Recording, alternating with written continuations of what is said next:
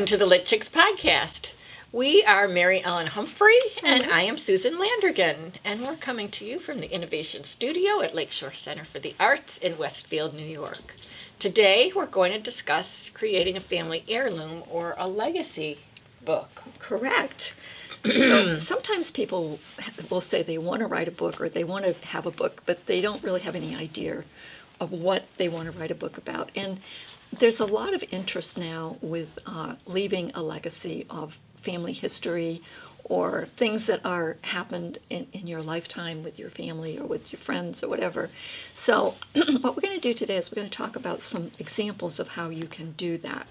It can be a small project or it can be a big project. And I always like to say to people, start with something small.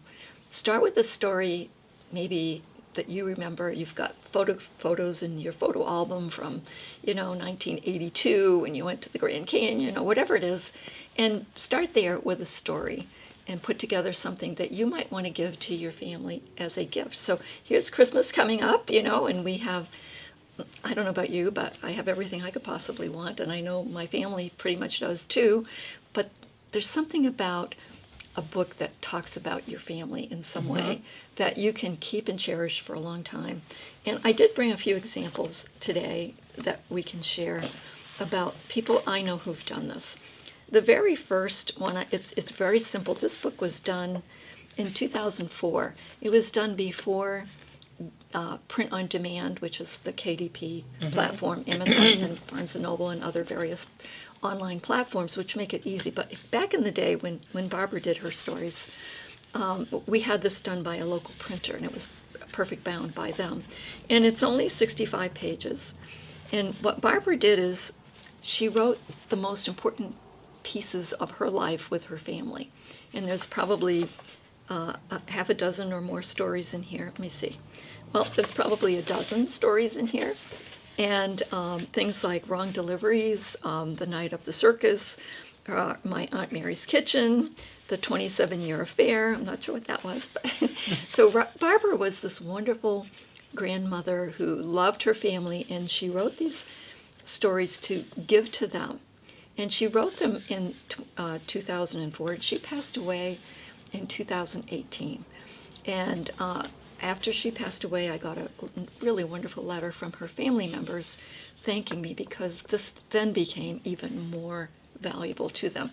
It was a way to remember their mother as she shared stories about them growing up and what they did. So something like this is not a huge project. It's something that might take you a year to write the stories or a few months. It depends on who you are. Well, I'm working on something like that right now, and it's going to be probably a little bit bigger than that. I have a lot of stories to tell. Yes, yeah. This is this was a labor of love that Barbara did, and it was also a labor of love to help her get it, because this was a different writers group back at the time, and we all helped her edit her stories and helped her put them together into the format so that they could be published.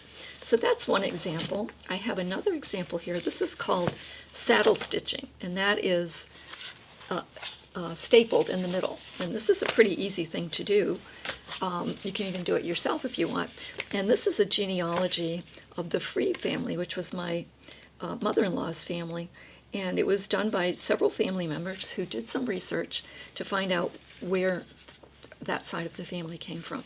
And this is really nice if you have a family reunion or you're going to visit relatives during the holidays, to bring something like this with just some really, interesting things, the family crest from Europe, the important people that might be in the genealogy that nobody knew existed, So lots of research needs to go into that. Quite a bit of research went into this, but it wasn't difficult research.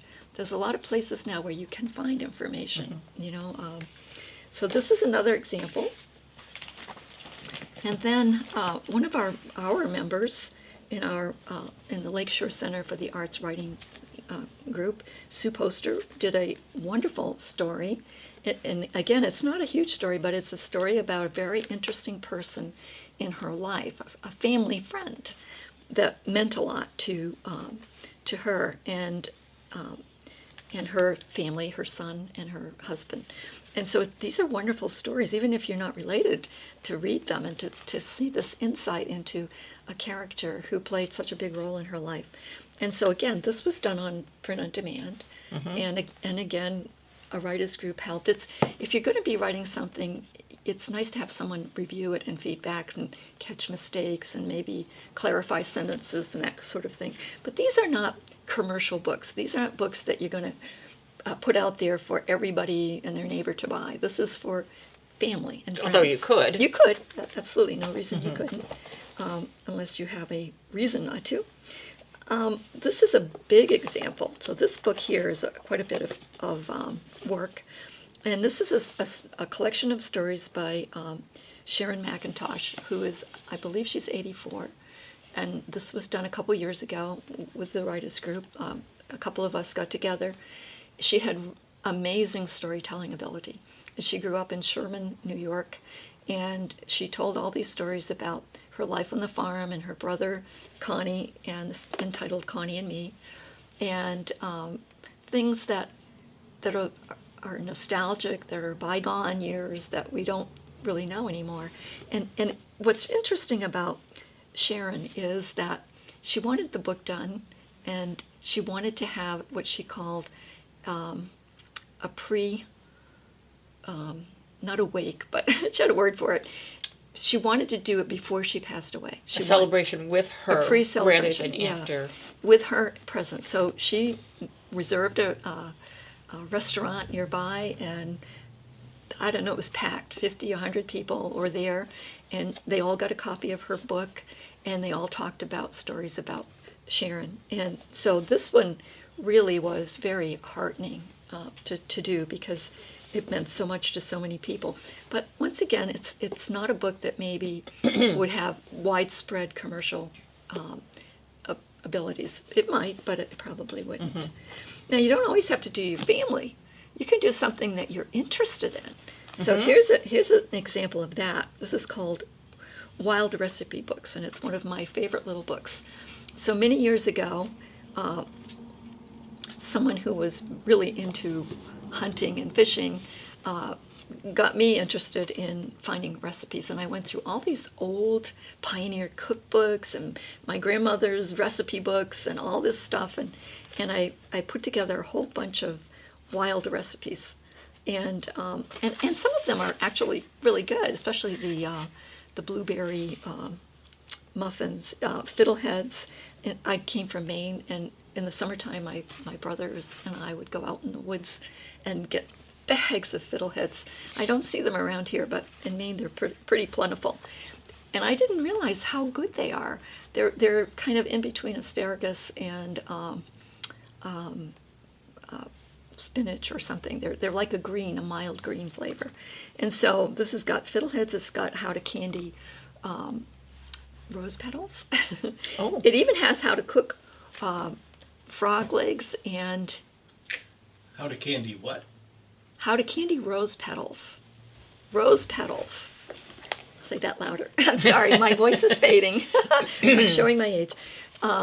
You can also cook frog's legs. I had a girlfriend when I was growing up in the wilds of Maine, and she and her family would go out looking for bullfrogs, and they ate them. I never did, and I don't ever want to.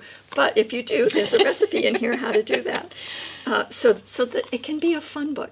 Not necessarily something you would really actually do, but an interesting piece to talk about. I had frog's legs once. Tasted like chicken. That's what they tell me, but oh no. I have another example. A couple years ago, I went to a family reunion in Maine.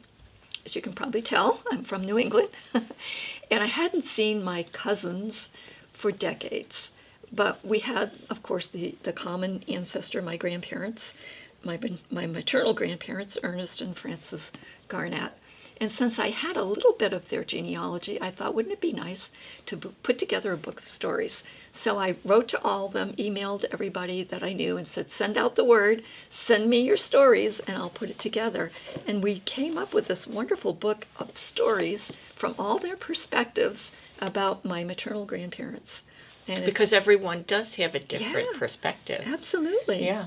And they were wonderful people. I miss them terribly. So there's another example for you. If you want to do something, how do I put it? For your children, I came up with these two little books. One is Messages from Mothers to Daughters and Messages from Mothers to Sons. And this was when my children went off to college, believe it or not, decades ago. And I was missing them, and I was thinking, what would I like them to know? They're grown up now, and someday I'll be the one that's gone, and they'll be thinking, well, where's Mom?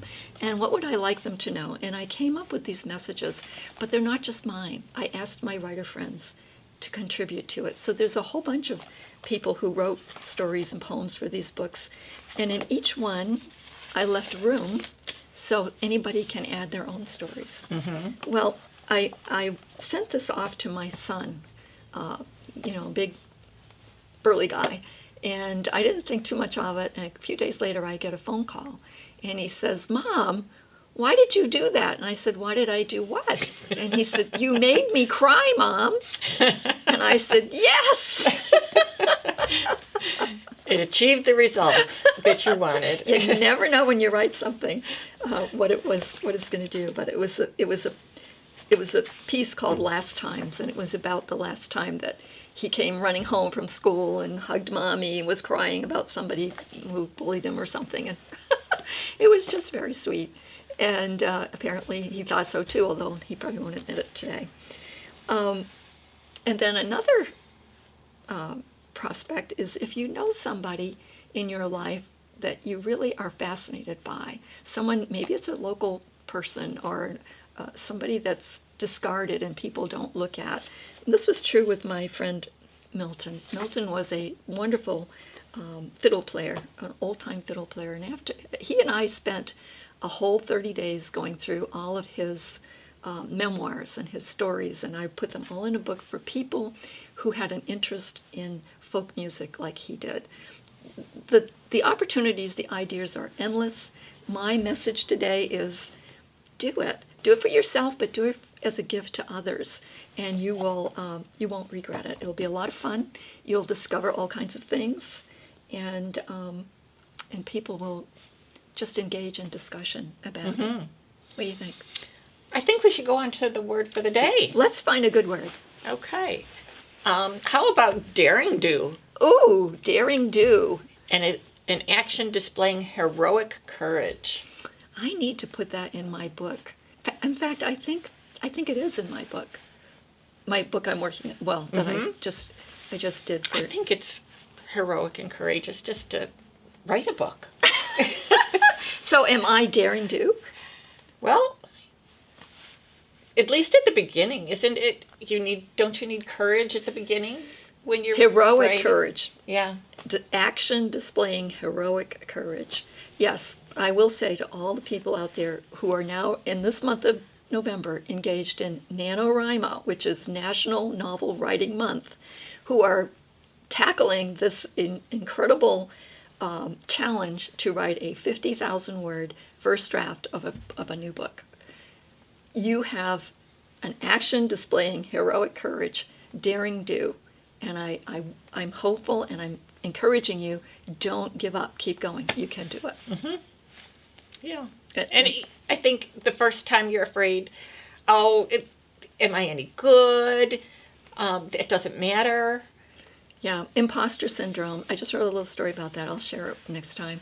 Imposter syndrome is just your insecurities and your lack of confidence in your writing. But only you can write what you write. So you're not an imposter. You are uniquely you as a writer. So remember that as you're typing wildly to get through NaNoWriMo or whatever project you're working on. Yes. Okay.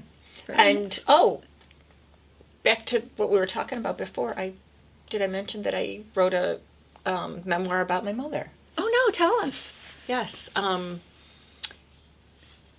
It was, my granddaughter was at my house and she was looking through photo albums and she was picking everybody out, but my mother had passed before she was born. So she didn't know that person.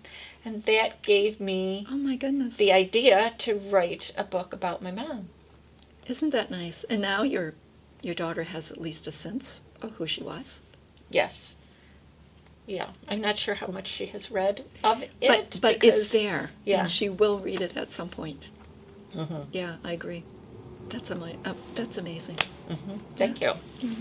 Well, thank you for spending time with us today. We value your feedback, and we'll see you next week. Happy writing.